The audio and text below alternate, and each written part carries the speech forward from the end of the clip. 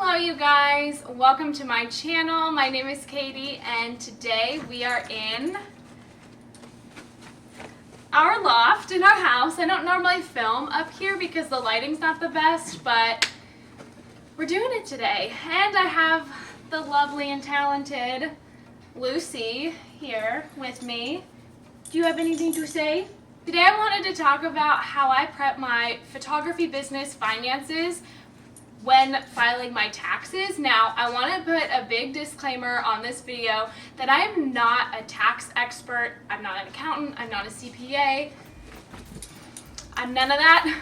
So if you have any questions on how to actually file your taxes in your state or country, you're going to have to talk to a professional there, and I highly encourage you to talk to a professional there.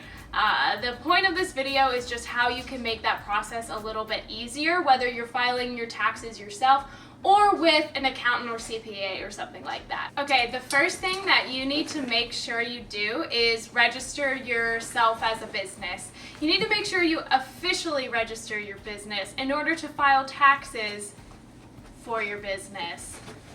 Okay. Now, I think it's different for every state, but I think in North Carolina, where I live, you have to legally, register yourself as a business after you make X amount of money. I think it's like 200 or 250 or something. Then you are legally required to register as a business. But if you are wanting to pursue photography as a business, I would just suggest starting out from the get-go registered as a business. So you can do sole proprietorship, LLC, and sometimes you can even just do a doing business as. So doing business as Katie Mon Photography. So it's not an LLC. It's just kind of like you register the name as the business. Before I actually registered as a business, I would just do free photo shoots for my friends, and they would pay me in a Chick-fil-A gift card or something like that. It wasn't very official, but once now I'm booking weddings and actual clients, I knew I needed to register as a business. So if you're in that portfolio building stage and you're not making any money, maybe hold off, it's up to you. But if you have made an income and you want to and you need to file your taxes as a business, make sure you register with whatever state or country you're in. Whenever I decided to register as a business, I just contacted town hall, whatever that is. I just contacted them directly and they pointed me in the right direction. They gave me so many useful documents and help, so just reach out and contact them and they can point you in the right direction. Okay, the next thing, whenever you are registered as a business and you're starting to book clients and earn money, you need to keep track of your revenue. So revenue is your sales. So if I book a portrait session for $300, that $300 is my revenue. No expenses have been taken out of it yet. Now, I do use ShootProof. I made a whole video doing a deep dive of ShootProof. I will link down below. I use ShootProof for my invoices, so all of that is kind of kept track on the ShootProof platform, but I also manually keep track of my revenue in a Google Sheet that I have online. In that Google Sheet, I have itemized lists, so-and-so's wedding, this however much they paid. I have all my wedding packages. I have all the portrait sessions I've done, and one-off portrait sessions, one-off engagement sessions. I also have recently started on Fiverr, so I have that income separated within the Google Sheet as well, which I want to do a whole video on starting on Fiverr or Upwork or something. And then I also recently started selling canvas prints and stuff like that through ShootProof as well, so I will section out that profit or revenue as well, which again, I need to make a whole video on how to that whole process of selling canvas. Can you choose a side, dude, choose a side. So why do I do this manually? For me, I like to see it itemized out. I like to see, this is how much I'm making from weddings, this is how much I'm making from portraits, canvases, etc. I like that to know for myself. And I'm sure there's more automated ways of doing this, through Honeybook or something like that. But as it stands right now, I'm good with the process that I have. It works for me. I'm not too big, yet. So I like to do it manually for now. And again, I like to see for myself, like, where I'm earning the most revenue.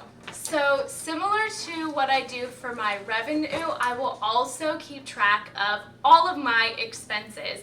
Now, by expenses, I mean business expenses. So as a photographer, did you just buy a new lens? That's a business expense.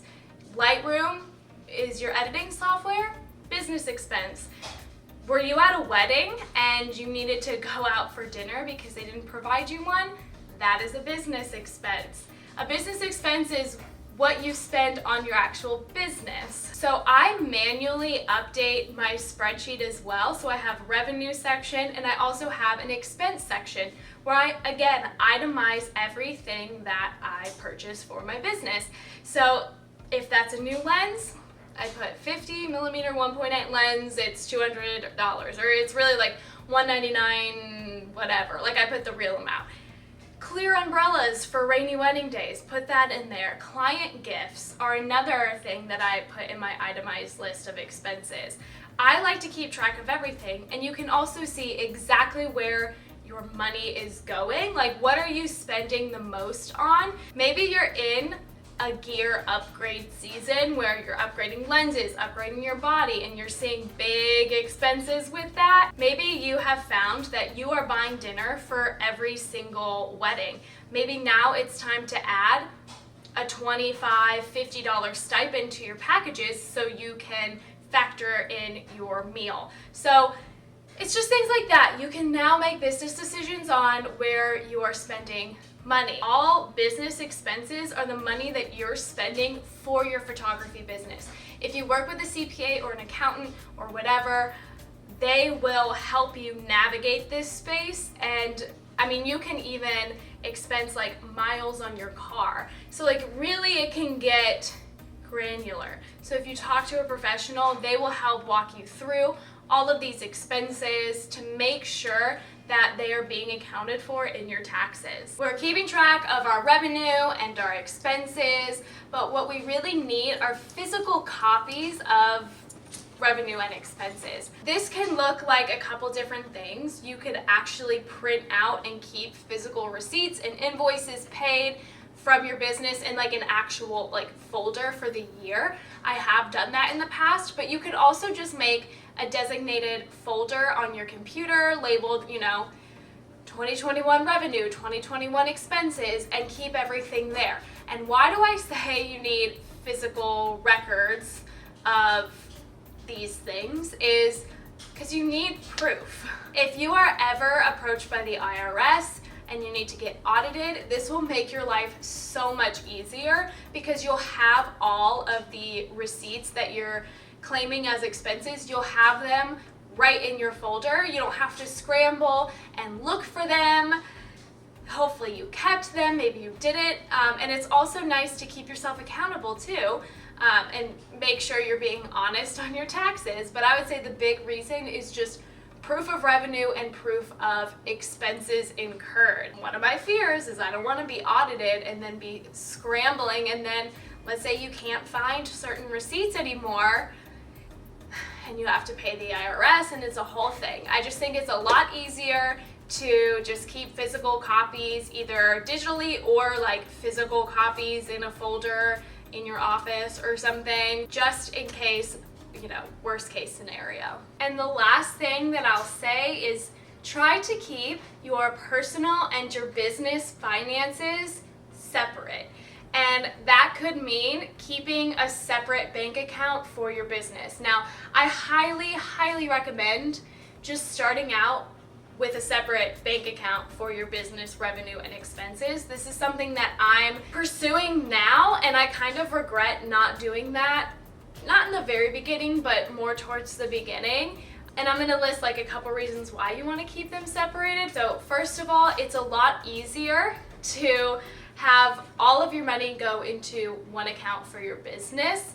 So you can see, revenue earned, the money going into your account, and also your expenses. You'll have like a separate bank card for that account that you can keep track of. So it's like a business card for your work account. And there are some banks, I would talk to your local bank or banks around you in your area. There are banks that, yes, when you open up a business account, you need a minimum balance.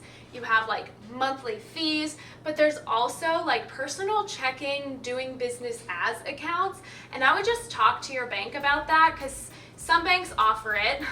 I'm not sure exactly which ones. It's essentially like another checking account, but it is doing business as that name. Now, I don't know if you're an LLC, this might be a little bit different. I'm a sole proprietorship still, so I think the options might be a little bit different, but I would just talk to your bank and see what they have to offer. So with this separate business bank account, you can also pay yourself. So it's not like you're never gonna see any of that money. You can pay yourself on a bi-weekly, a monthly basis, like however works for you.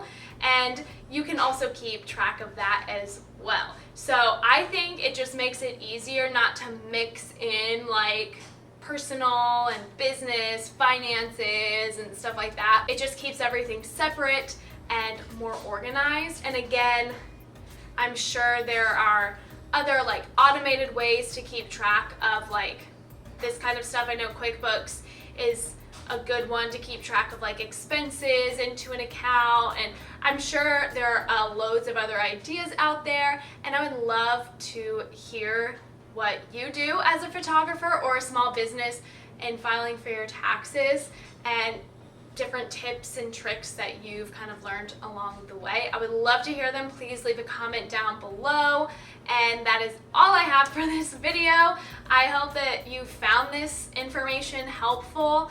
I hope you start implementing it into your business. I hope it makes your tax filing fun a lot simpler. If you found this video helpful, please give it a thumbs up and make sure you subscribe to the channel, and I'll see you next time. Bye!